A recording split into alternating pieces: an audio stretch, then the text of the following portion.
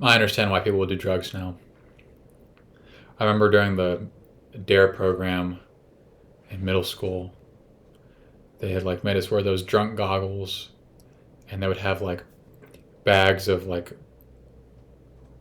sugar and stuff to show like how much coke can kill you or whatever.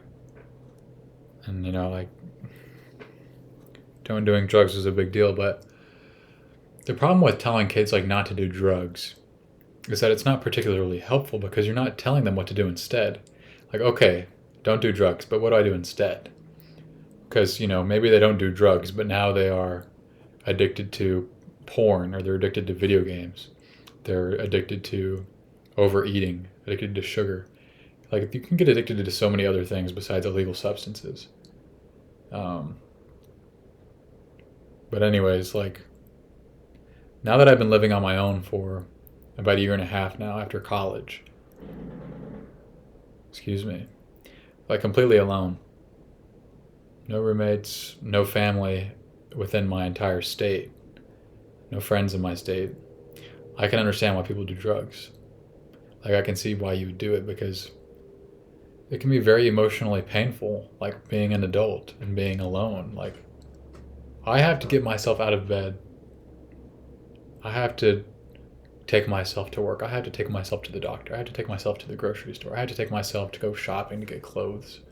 Like, no one is doing anything for me. I have to be the one that heals from my trauma and from my pain. And it's not particularly fun. It's hard. But it's really only hard because I was never taught how to do any of this by my parents. Like, I wasn't taught how to deal with my emotional pain and uncomfortable emotions and feelings. I wasn't taught. So I can understand why people who haven't been ever taught how to deal with those things, why they use other things as coping mechanisms, even though they might be harmful. For that person, it's better for them in the short term because they don't know what else to do. Like, I'm slowly coming out of a screen addiction that I've had for my whole life. Like, I know it's not anything. I know it's not as bad as a substance addiction, but like, there's no such thing as a good addiction anyway. So it still is not as good as being free of all addictions. But like, not having any addictions and like being completely sober is really boring. Like, it's not stimulating, and that's like the point. You have to just let yourself sit there, and it's so hard, man. It's so hard just to sit there and feel your emotions because you want to distract yourself when you haven't been taught how to deal with these emotions. Like, when you haven't been taught that feeling depressed, guilty, embarrassed, all those emotions, when you haven't been taught that it's normal to feel those things, you like you want a way out. So like, why? Of course, people do drugs because we're not teaching them what to do instead of doing drugs. And like, what you have to do instead of doing drugs is to like sit with your discomfort, sit with your uncomfortable feelings, and just let them be there and allow yourself to be uncomfortable. Don't try to be comfortable being uncomfortable. Just be uncomfortable being uncomfortable. Allow yourself to be uncomfortable with it. You don't have to like find the silver lining or find the bright side of it. You can just allow it to suck. And I like was just laying in my bed this morning for a few minutes, like allowing myself to feel horrible. I'm like, wow, I feel awful right now. And like, that's okay. But I feel awful and I don't like it. And I have to be okay with that, if I'm going to not have any addictions. But it's hard cuz like, adulthood is way more lonely than I thought it would be. So much more solitude than I expected. Like, I guess as a kid I never really thought about moving out. Because what my parents did is like, right after college, they got married. So like, neither of them ever lived alone. Neither of them have ever lived alone in their whole life, which proved to be a problem in their relationship because they became codependent on each other. But I can see why people like enter in relationships and stuff, and why people avoid being alone because it is scary. It's really scary. It's really weird. But I still prefer it over being stuck with my family or marrying someone that I don't actually want to marry. But they don't like They don't actually teach you this useful stuff in school. They don't teach you how to actually live on your own. You know, it's not a topic in school or college, but yet it's the hardest part about life, in my opinion, is like just dealing with your own emotions on your own.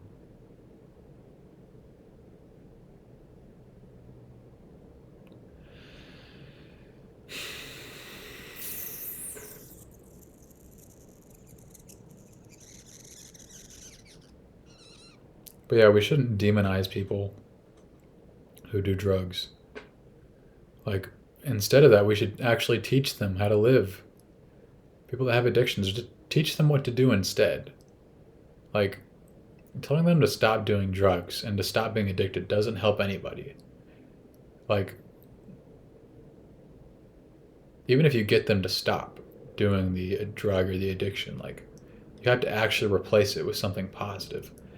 And there's only one thing that you replace it with. That one thing is just feeling your emotions. Like, it really is that hard to do.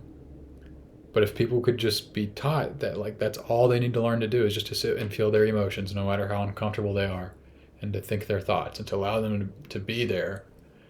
If people like knew this, then we wouldn't have as much drug addiction, or any addiction of any kind. But it's so hard, man. Because from the way I was raised, I was conditioned to ignore my emotional pain. So I'm having to undo like conditioning from my parents and from their parents and so on and so forth generationally. Like, I'm probably the first person in my ancestry to like figure out that they actually need to feel their emotions and to figure out how to stop living in survival mode. I still haven't completely figured out how to completely relax on my own.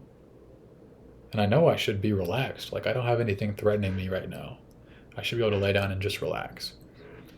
But I have a really hard time with it. And I can see I can see why, if you were in that same place, why you would want to turn to something that could help you escape or give you some euphoria.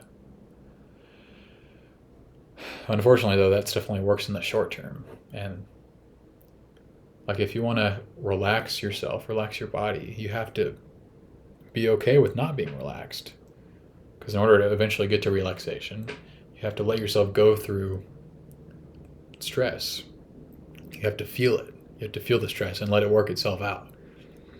And then eventually you'll be relaxed. But you can't just like skip steps and become relaxed. That's not real relaxation. That's how you become addicted. Because ultimately everyone wants to be relaxed, but not everyone knows how to get there. And the way you get there isn't by trying to be relaxed. You don't try to relax. You can't. That's why I hate when people just will tell you to relax, calm down. Like, it doesn't work like that. We don't get to pick our emotions. If we got to choose our emotions, then everyone would choose being happy. Like, we wouldn't have anyone sad or depressed because everyone would choose being happy. So evidently we don't get to choose our emotions. So that's why you just need to allow whatever emotions you have to exist, because you don't get to choose them. And eventually, like, you build up this emotional pain tolerance, and that will lead to you becoming more relaxed because you'll be less afraid of your own emotions and your own emotional pain. You won't have to run from it anymore. You can just sit with your discomfort, and slowly you'll become more comfortable with your discomfort, even though that's not going to happen right away. But they don't teach you emotional intelligence in school. I think one day they will, because I think people are realizing how important it is to being happy and enjoying your life. Like, no one else is going to do that for you. No other thing is going to get you that relaxation that you want. You have to figure it out for yourself. You have to figure out your emotions and feel them.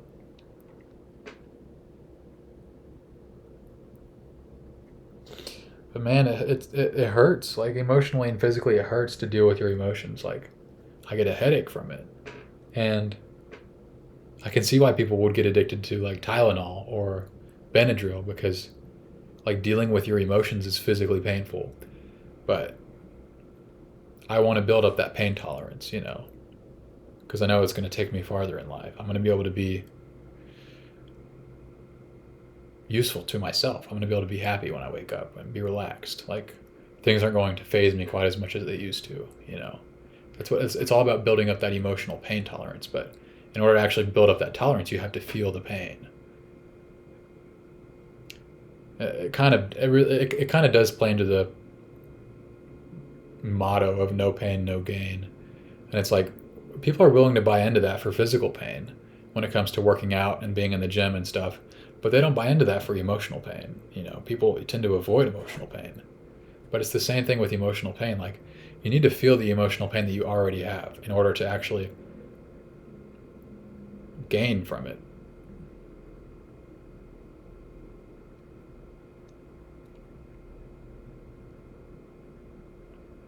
But too often, I feel like I've tried to make myself stop my addictions. Like, I've been addicted to Instagram, and I would try to make myself stop. Like, I would delete Instagram, and then I'm just on YouTube, or I'm on TikTok, and I would delete those, and now I'm just on Reddit. Then I would delete those. Well, now I'm just scrolling through ESPN articles. Like, I guess you could maybe say one of those things would be better than the other, but at the end of the day, I'm still avoiding my emotions.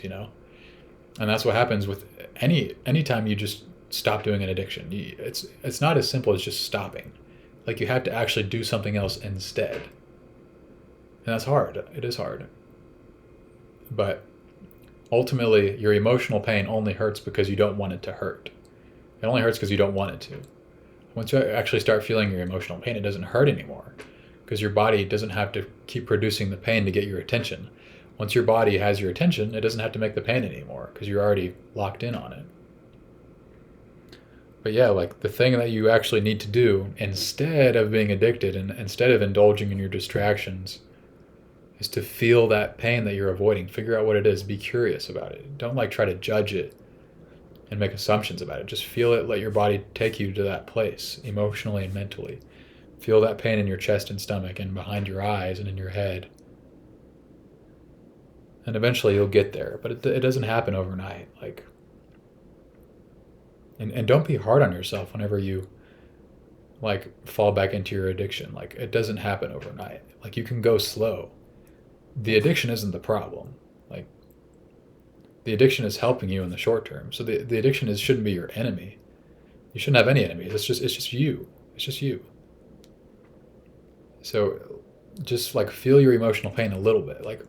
Just 1 ounce more, 1% more every day. Right before you indulge in your addiction, just feel your pain a little bit more than you did yesterday. You can still indulge in your addictions and your vices. Don't beat yourself up and force yourself to stop, because you're not going to be able to. And then inevitably you're going to relapse, and you're going to be really hard on yourself about it. And it's okay to be hard on yourself. But you shouldn't expect yourself to just be able to stop immediately. Because even if you did stop immediately, you're just going to go into something else, because you haven't built up that tolerance. You haven't built up that muscle yet to deal with your emotions. It happens slowly, just like it is with being in the gym and doing bicep curls. Your bicep doesn't get bigger overnight. You start small, just a couple reps, and then eventually you're doing more and more and more weight. And it's the same thing with emotions. Don't try to feel all of your emotions at once. Just do a little bit at a time, a little bit at a time. And it's okay to fall back into your addiction and distract yourself. There's nothing wrong with that. But just try to slowly start feeling your emotions one at a time, a little bit. Because it's completely understandable why people do drugs. It makes sense. They're not bad people. They're not evil. They're not villains. They're just sick. Essentially, they're sick, weak people, which isn't bad. They just need to be informed and taught what to do.